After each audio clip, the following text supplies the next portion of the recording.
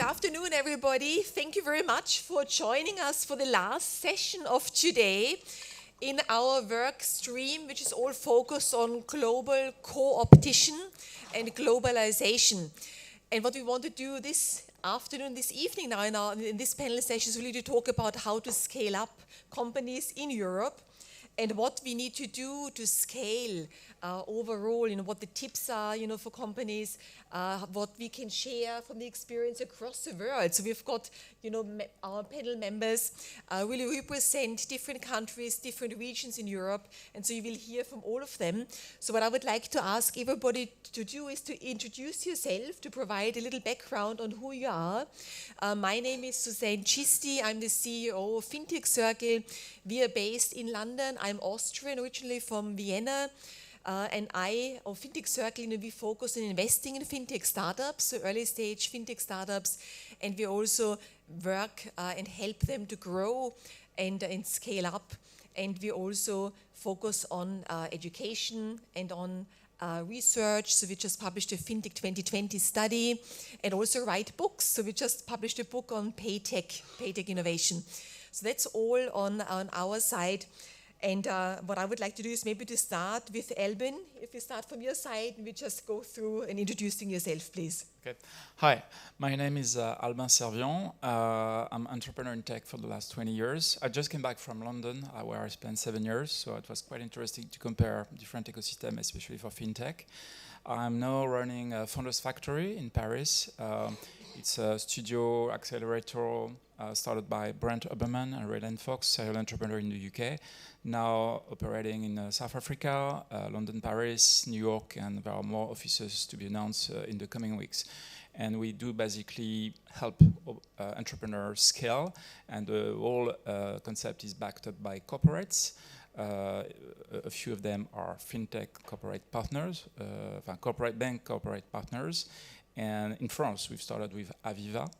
It's the first corporate partners, so I'm sure I can share a few experience already later on. Excellent. So thank you. Wonderful, yes.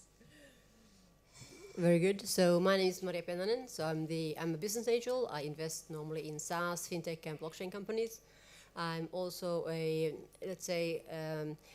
recovered corporate person. So I worked 70 years for big corporates and then moved over to entrepreneurship since 8 years back. And with that, I also co-founded an acceleration program. It's a go-to-market program where we help, also German, of course, since we're based in Frankfurt, German companies, but mainly Israeli and Scandinavian companies to get into the German market. They are normally in fintech areas or cybersecurity or blockchain. And we've been doing now this for 4 years. And after the last 6 wave, as we call them, we have decided to also raise a fund because we want to, of course, follow the small investments we could do as business angels into these startups in the future. Perfect, Maria. Thank you very much. Alain. Yes, please. I am Alain Clot. In a nutshell, I spent a few centuries in the banking sector, mainly at Société Générale, where I was head of strategy, asset management, and trading, among some other responsibilities. And I set up France Fintech in 2015. I'm also being a senior advisor at EY and basically a business angel, which is my main function. So France Fintech is a non-profit organization, and we set up ourselves 3 missions to make the French ecosystem as well known as possible, both nationally and internationally, so a lot of press, interviews, conferences, etc. Our second mission is to be the representative of the ecosystem vis-à-vis the stakeholders, the government, the regulator, VCs, research, labs, etc. And our third mission, obviously, is to support the ecosystem as much as possible in business terms, so getting people knowing each other, JVing, meeting, typically this kind of opportunity. Wonderful, Alain. So it's booming here in France, but we'll talk about that in a second. And Thomas. Yeah, I guess, this is on. So my name is Thomas from Copenhagen Fintech. We are a non-profit and started 3 years ago to promote Danish and Nordic fintech, especially. We have around 50 companies sitting with us, and for the past 3 years we worked with around 130 that has been sitting with us, and that we took from ideation or incubation and into scaling globally. we run a global network of investors. Yeah, my own background is from senior management from some of the largest financial institutions in the Nordics. And as I said, we are primarily focused on the Nordics, Nordic companies, and helping them scale outside of Europe, also in Europe, but also outside of Europe. And then helping them go global, basically. Perfect, that's great. So thanks for the introductions. And now let's talk about France first, because we are here in Paris. And of course, Welcome to Paris. yes, merci beaucoup. and we've got this great conference here, which really supports the whole ecosystem. You know, it supports the fintech companies here, the scale-ups here, which are here. And how, you know, I remember we spoke, you know, many years ago when you started Paris. I'm not that old. Yes, but I think when you start, you know, the Paris fintech ecosystem, and how is it at the moment? You know, do you feel that startups have got everything they need to scale up, and then scale-ups have got what they need to become a global unicorn, or what's missing and what else needs to be done? Yeah, you never have enough of things, and actually we need to grow up, which is our main challenge at the time being. We've got 2 unicorns and say 10-ish companies half away or slightly above, and you've maybe seen that we've released some equity issue last week with the global investors, mainly Jensen, and there will be some others in the forthcoming weeks, actually. So what we can lever on basically is competence on main asset. You know, we are usually criticized rightly for many weaknesses, strikes, etc. But usually we are being critical of some aces. One of them being training, can obviously capitalize on a good training level in both finance and cognitive science, mainly artificial intelligence, where the human reserve is quite satisfactory, despite not enough. We are facing a shortage, just like you guys in our markets, in terms of coding, etc. The second thing probably is funding, and we jumped from sort of last position in Europe in terms of private equity onto the second position globally. So clearly the money is there, but we've got some holes within the network, mainly a shortage of seed money.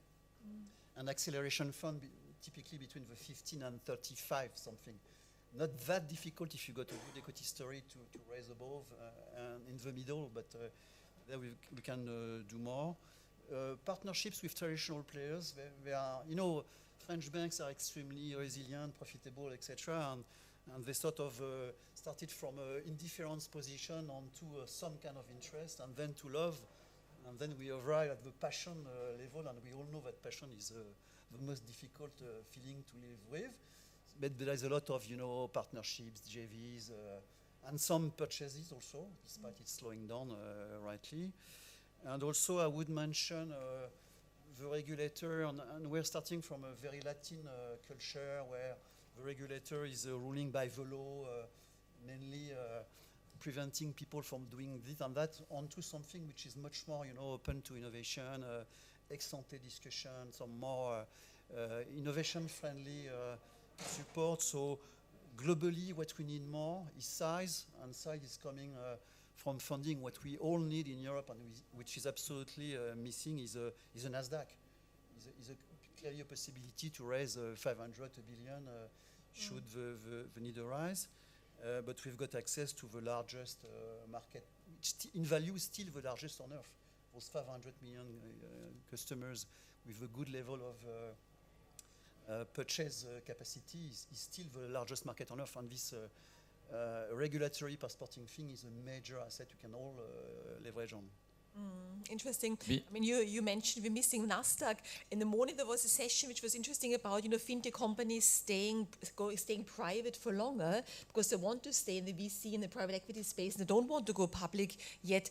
And I think you also mentioned that in France managed to go to number 2 out of the bottom, you know, kind of last space in terms of private equity investments. And that's incredible. You know, how did you manage to do that? Was there a government initiative behind it, or was it just that the VC community came together, you know, to rally behind the fintech companies here? You know, as usual, it's related to France. It's a paradox.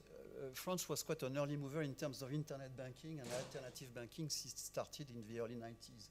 When I set up personally in the US, one day my banker called me and told me, sir, good news, you can now access to your account from the internet. And I said in France we've been able to transfer money for the last 12 years.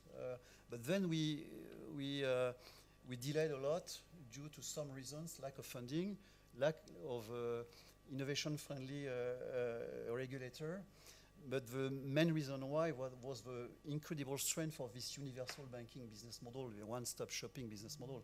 And I'm telling you, it's not the case anymore. But clearly, consumers in France are moving towards a much more vertical approach, diversifying their suppliers, going more and more on alternative platforms. I was one of the business angels of an alternative banking system, probably the audience know, called Compte Nickel. Nickel was clearly a surprise to everybody because we managed to capture 2 million customers in sort of 24 months, which is supposed to be impossible in France due to the resilience of French banking system. So why we are being attractive? I hope for some competence and potential, but also because we've delayed. And the fact that the potential for acceleration is very big is there. And maybe with all due respect and affection to our British friends, this Brexit thing, as a citizen, it's a tragedy. As a chairman of France Fintech, it's a piece of luck. So clearly, and it applies to, I guess, Germany, etc., Denmark, and all the continent. But clearly, the potential of development is very significant. And half of my members have gone across the border, and over 75% have got a project to extend to another country in the forthcoming 12 months. So it shows that clearly the emphasis is on turning international and a bit more global. Maybe I can jump on that. Coming from the UK as a Frenchman for the last 7 years, but it's true that there is a massive opportunity in France. However, English, British people are quite pragmatic, so you can expect deregulation, even more massive than what they've done so far with the FCA. But I agree with you, like what's happening in France is quite amazing. After 7 years, tax grants, when you get developers in France, about 30% is quite massive. The wealth tax, which has been removed, the flat tax at 30% from 60%, etc. So, and the French tech visa, which has just been announced, so there are no restrictions. You don't have to prove that a French person can do the job now. So it's quite like open bar in France as far as. But be careful with the UK. I mean, I'm not saying that UK will not be UK anymore. And, I spent 5 great years in the UK, and I still expect London to be the main center. But as a matter of fact, if you want to export your regulatory passport, you've got to be located within the European Union. So whether you like it or not, you're going to have to set up on the continent. So whether it's in France, Germany, Denmark, or I don't expect 100,000 people to remove from London to Paris or anywhere else. But I tend to think a much more significant portion of investments and new projects will be based on the continent. And I don't see any contradiction with the fact that London will remain a major center due to its history, creativity, deepness, and so actually we are just after a more natural market share. As you know, we've exported. France has been playing like an emerging country, training beautiful brands and then exporting them to the Valley. We all know that they are French citizens leading artificial intelligence research at Google, Facebook, Samsung, for example, to mention 3 examples. And then we buy back the product, which is the very definition of what an emerging country is. It's about changing that rather than to replace London, which would not be realistic. I think, and we could also see very clearly, of course we didn't predict Brexit, but we could see that after the announcement came, a lot of foreign companies who would naturally have gone to London, which is, used to and still is, of course, a big fintech center, they would come like Israelis and the others and realizing that actually Germany is so much closer than London, and they would come. So I think it had some, let's say, on the surface, positive effects for Europe, but of course not for the economy as a whole. Yes.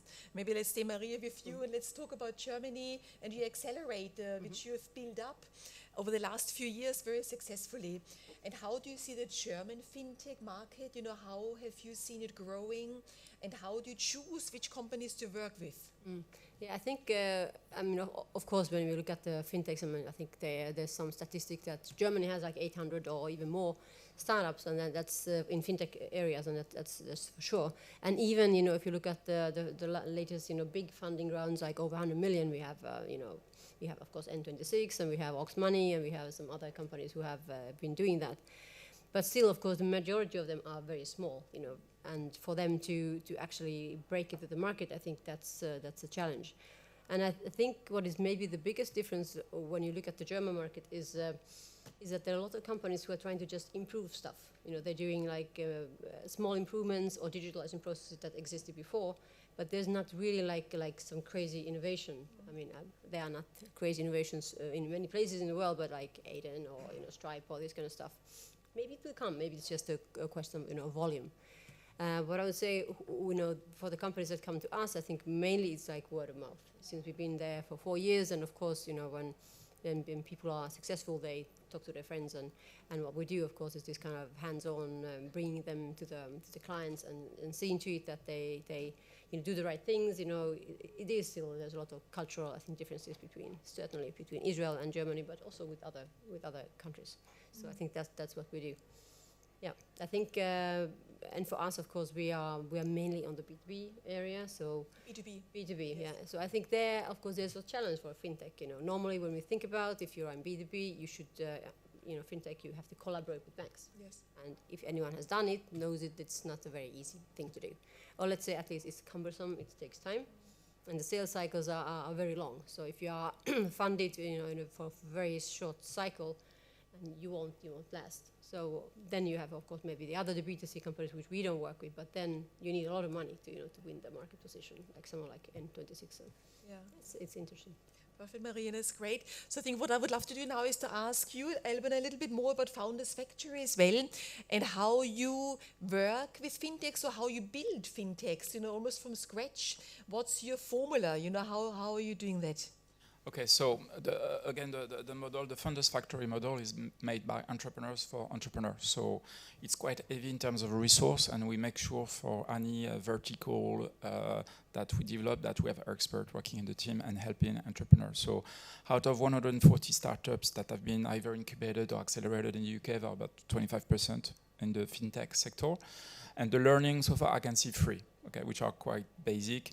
Coming from the music industry, one of the key success factors obviously is about understanding the legal framework, and also understanding that whenever you want to scale, it's different from one country to another. So we can develop on that, but it's that's something where we keep on telling to our entrepreneurs, that's helping them navigate and understand the legal framework, not only in their own country, but beyond. At first stage, when you build a product, when you think about your roadmap. First point. The second point is all about the user experience. It's a generation thing. It's a Gen Z generation we are focusing on, typically with Aviva in France. We've just announced 2 projects, and the second one is about the Gen Z. It's a platform for the Gen Z generation, and it's all on mobile. It's very simple, and the concept, which is quite counterintuitive, is basically pay as you crash. You only pay your insurance when the crash starts. So that's what Gen Z are expecting, and that's what we are working on. It's on mobile, it's very simple, etc. So user experience. Very positive headline. Pay as you crash, but it's probably... Yeah, for insurance, for InsurTech, it's quite, it's, but Aviva is helping. So that's, and they want to disrupt, you know, they want to help us disrupt that. And we need to understand how they work, their compliance issues, this kind of things. But we partner together, that's the key.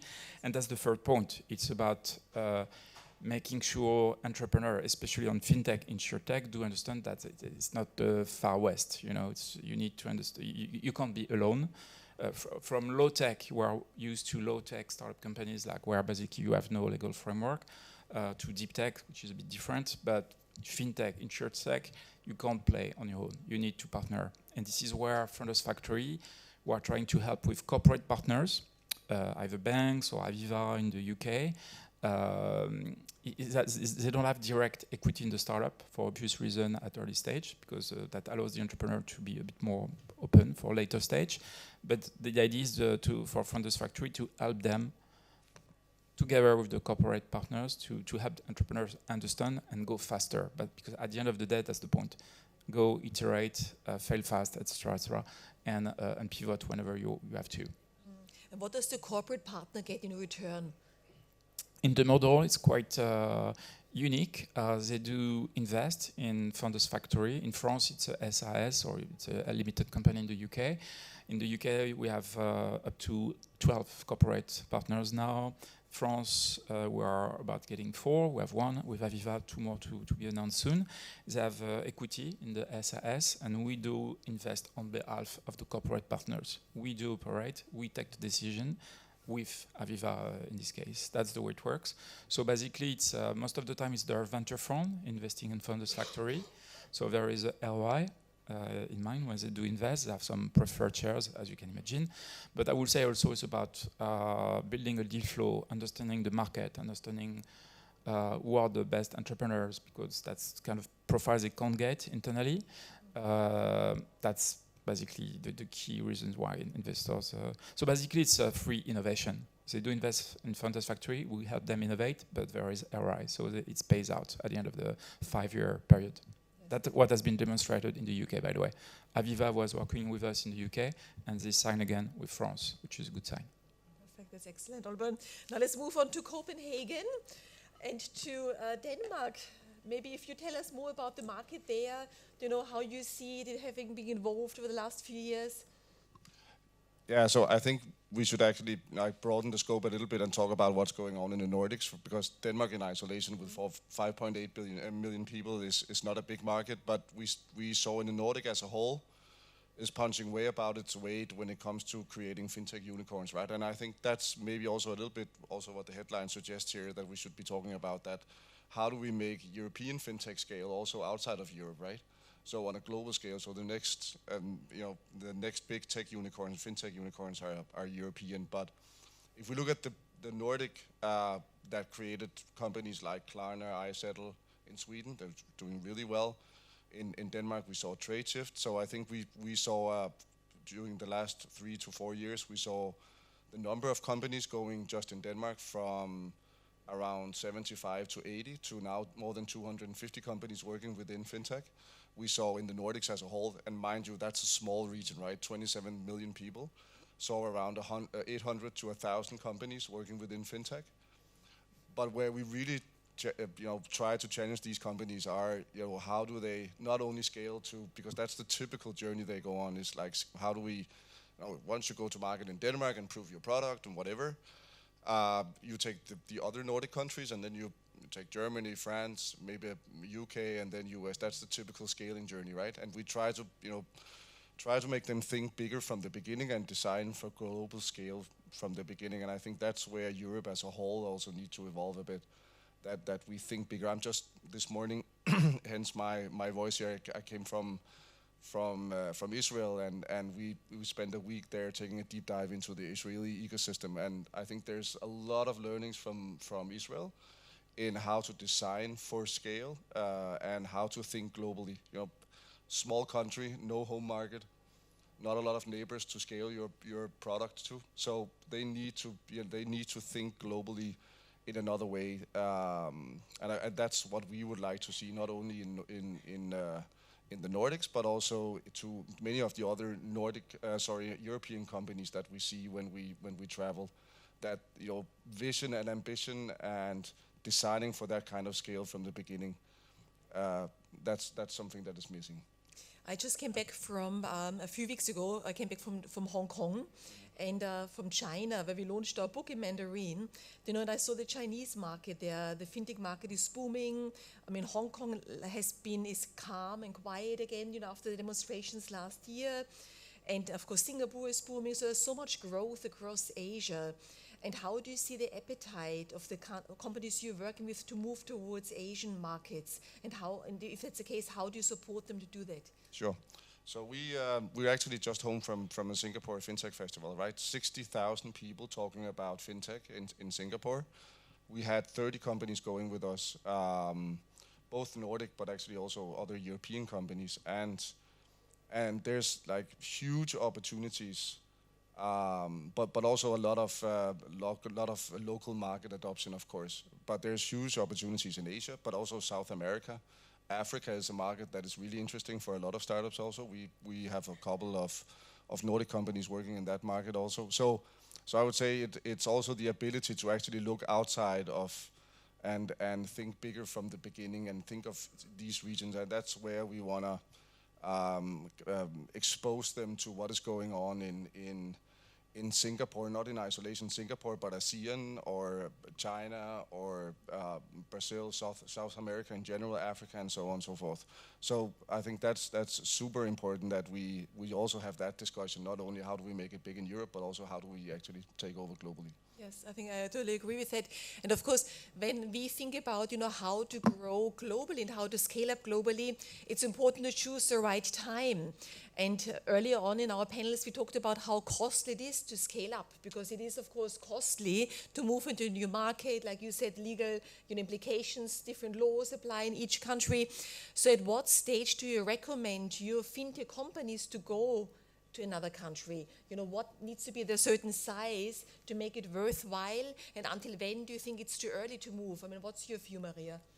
I think you have to be strong somewhere. So I think it helps whether you're German or Israeli or Finnish or Danish or Swedish company. I think you should always have at least something you can show, because in the end you normally need money to do the expansion of the globalization, and for that to convince the investors to give you the money, you should have a showcase to say, hey, we did it really well already here. So why don't you trust us and give us the money, and let's make it big. Yes. Yes. Yeah, be strong in your local market. Focus on the user experience. I would mention very easily PayFit, the French payroll company. User experience is great. Same for Alain, the insurer tech company. And then start thinking about the rest. I think PayFit now has been rolled out in 2 countries, so it's a progressive stuff. So first, work on the product and the user experience again. Be strong in your home country, and then scale. Move, yes. And Alain, for the French startups, on average, do you see them, if they scale up outside of Europe, to normally move to the States or move to Asia or to Africa? Yeah. To answer the previous question, just like my colleagues, I think you have got to think global and to start local, and to be something in your domestic market before exporting. Then obviously entrepreneurs are trying to leverage on their own capacity.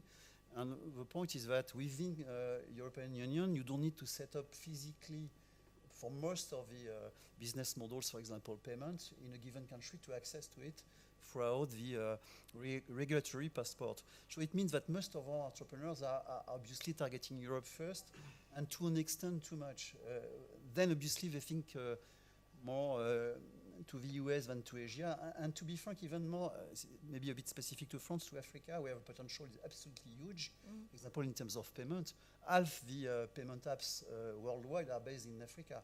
So obviously and there's a lot, of course, of bicultural, bilingual things, so a lot of connections. But clearly, a significant portion of our future is in Asia, and the sooner you think Chinese, Singaporean, etc., the better. We led a mission to Southeast Asia a few weeks ago, and there's a growing number of people being interested in setting up there. But clearly, the priority is European Union, and to an extent it's fair, because the return is significant due to the lack of necessity of local investment, but it shouldn't prevent us from thinking global, as Thomas said. It's a deadly priority. Perfect, that's great. Let me open up to you now for any questions. Are there any questions in the room for our panel members? I have a question. Oh, go ahead.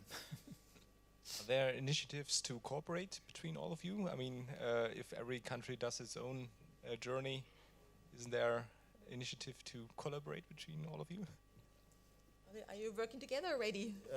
We haven't met yet, but we are. Who knows? Good idea, Unfortunately. But we are in the process of setting up a pan-European association. It's quite advanced, and we're trying to get in touch with all our colleagues. We collectively, it's not France Fintech that is taking the lead. Obviously, we think we've got to think pan-European first, Having said that, let's not be naive. On some aspects, there is a natural unfair competition. For example, this regulation thing is a difference, not in terms of regulation, because 85% of the reg is coming from Europe and the same to all of us. But the way it's being applied locally, the transposition, the way the supervisor acts is very different. And due to this Brexit thing and some other things, for the time being, there is a competition. So we've got to deal with our common ambition, and personally, I'm a passionate pan-European citizen, but also the fact that we've got to develop our own thing to contribute it to the pot. So let's be controversial. It's a debate. So learning from the UK, why not having a proper sandbox at European scale? Because in the UK, what works very well, it's a regulatory sandbox. Startups can play, learn with the regulator. In France, but I may be wrong, I've been away for 7 years. So I believe AMF, CPR, etc. It's more about thinking how to change the law. In the UK, it's about helping startup first, and then think about how we should change the law. And I think it's quite different, and that's why you have so many scale-up in the UK as far as fintech is concerned. And to be honest, you have a few French entrepreneurs in the UK, still in the UK, going to the UK to play in the sandbox. I'm thinking Kentox and some others. And they are already everywhere in Europe. So, you know, Brexit is, it was 3 years ago, right? So they have offices a bit everywhere right now. So why not having a radical shift on the European side for proper sandbox to go faster, learn faster, fail faster, etc. Austria is launching a regulatory sandbox this year. So some countries, I think, moving forward, you know, they're following the UK footsteps because it's worked very well in London. Mm-hmm. And but we fully support that. We think this regulatory competition is dead crazy, and the spirit is a sandbox. Having said that, there is no magic with it. What we applied for and we got it from the regulator is what we call the ex-ante discussion. We are able to fine-tune the business model along with the regulator before launching the business at the first minute. Second one is proportionality. So if you collect 100 euro from a given investor, the KYC process is not the same as you were collecting 100,000 euro. So in essence, we got what we needed. Having said that, we are advocating for a global picture, including in terms of the way the KYC is being applied, supervision, etc. And clearly, the model is the UK one, because there is a lot of creativity, business-minded regulation. I don't know whether you agree, guys. But I think the question that you're asking, around collaboration is actually key. And I think from our experience, when we're on stage, whether it's in Singapore or Sao Paulo or Sydney or whatever, they don't care about what's going on in Denmark. They don't care about even what's going on in the Nordics. They care about what's going on in Europe. So we need to see Europe as you mentioned, like for one market, and create some of the capabilities of having one market. Because if you're an Indian startup or a Chinese startup or a Brazilian startup, why should you care about Europe if you can just scale to one of the neighbor countries that culturally and size-wise is much more attractive? So this is about helping European companies out, but it's also about making sure that we are attractive as a market to attract companies, innovation, and talent. So I think you're absolutely right in hinting that there should be much more collaboration. We need to do it in a way that is much more agile. We've been in some of the projects around different countries collaborating, and to be honest, that's a nightmare, because everyone is trying to do what's best for them. But we need to figure out a model where we talk about Europe instead of talking about Germany and France and Denmark and Holland and Belgium and whatever. So we need to craft that model somehow. Maybe You're that's the absolutely right. first learning actually one should take from Israel, because I think they're really people, they do compete, but they also collaborate. And I think that's really, it's so strange, and especially for Germans, that you can share information with someone who is actually a competitor. Of course, you don't share your deepest secrets, but you can collaborate and work together and be stronger. And and I think this is what we Europeans need to learn. And I think France is doing good steps, because when I think about Germany, it's actually funny that we don't. I think we have 5 fintech centers. I mean, Jesus, do we really need 5? Probably not, but we have. And at least in France, you have Paris, and everybody's concentrated there. UK has London, and I think this is something that one should get away from this. That what is in for me? Because I think this is the big problem. Nobody wants to give away. Everybody wants to be in the center. And I think that's, if we could first inside of the countries decide that this is, good for everybody, or maybe it should be all virtual, so it doesn't matter where you are. And then, have this kind of pan-European collaboration. But I think sometimes we forget that US is also, it's a big market, but it's not so easy. You have also 52 states, and many of them have different regulations, so it's not a piece of cake to get into that market. Exactly. Yeah. We've got one final question from the floor. Anybody? I think there was one more person who wanted to ask. No? Then just one final question to you all is, if you've got one final tip to share with entrepreneurs in the audience, how to scale up their businesses, what would be your best tip? We start with you, Thomas. That's a hard one. So I think what we mostly see is in the successful entrepreneurs, and first of all, many of them are second or third time entrepreneurs that have failed a couple of times and learned the hard way, and then actually know what you know, but also know what you don't know, and surround you with people that know the things that you don't know. Good advice. Excellent. Alain? I mean, it's all about execution. Execution means people. So it's about training. It's about getting people together. So it's a totally human-driven industry. So education first. Yes, great, excellent. Maria? I think it always, starts with partnering. I think partnering first, if you know how to choose your co-founder. There are a lot of terrible examples when you do it wrong. I think partnering, deciding which clients to work with, which not, and also deciding, which maybe markets to go to. I think, and you need to plan. You need to analyze. You need to understand where you're going. Where you're good at, where you're not. I think if you remember those two things, then I think you are maybe set for succeed. Excellent, Maria and Albin. I think we've made the point on fintech and the legal framework. You need to understand first, but from a founder's factory perspective, it's all about the team first, as you mentioned, Alain. It's about your co-founder and focusing on the product. Makes sense. Perfect. No, great advice, great tips for all of you. So now I would like to thank you very much for an excellent panel. I know it's a long day for everybody, so thank you all who stayed with us until 6 o'clock. And now please join us for drinks outside. So there's lots of drinks waiting, I think, for all of us. And thank you very much.